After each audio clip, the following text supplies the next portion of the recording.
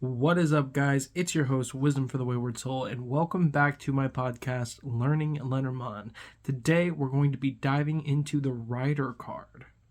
And I'm going to be honest, I thought I was a good Lenormand reader, but the more I researched this card, the more confused I got. Not about its meaning in the Lenormand, but about its cartomancy equivalents and what those equivalents might mean if you tried to compare it to the tarot. So let's start with a very basic definition on what the Rider means. So if you pull this card, it's usually going to be related to messages, communication, media, information spread, the way in which information travels. Now, because of this, it is associated with Mercury, and as well as the zodiac sign Gemini, which Mercury is the planetary ruler of. This association with Mercury is just related to this idea of messages and swiftness, which Mercury tends to exemplify the qualities of.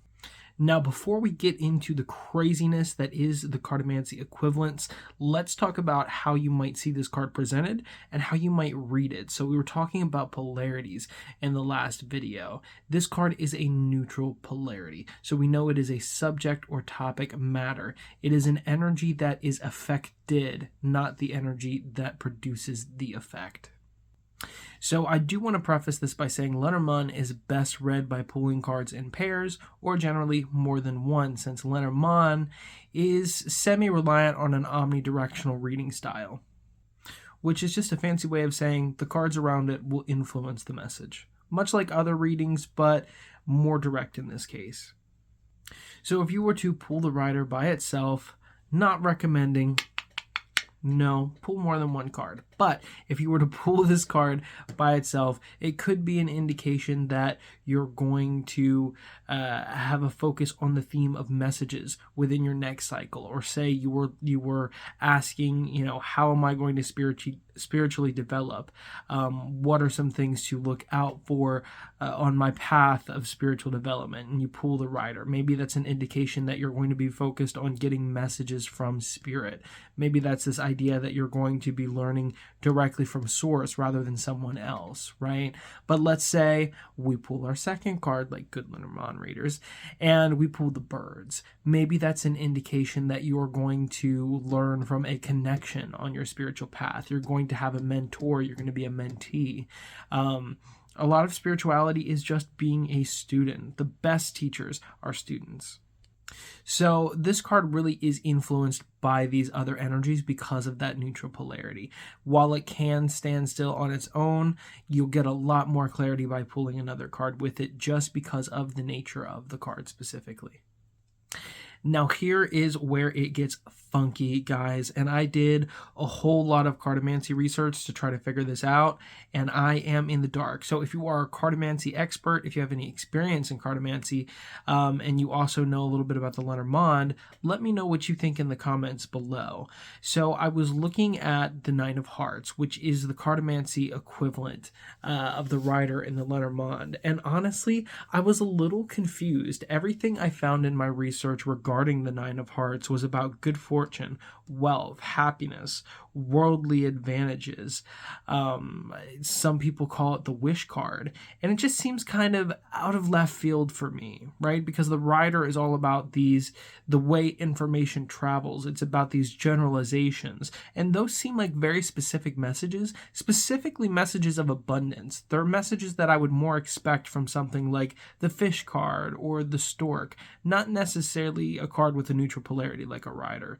So I find that to be very interesting. But being as how these are two different systems, I decided to let it go and research the tarot equivalency of the Nine of Hearts to see if maybe a tarot card might make it make sense.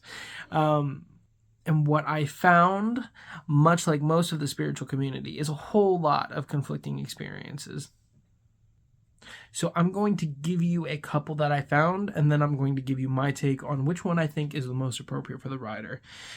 So we have the Hermit that has been rumored to be associated with the Nine of Hearts, and this is seemingly because of the less direct connection of the number 9. It's sort of a numerological association.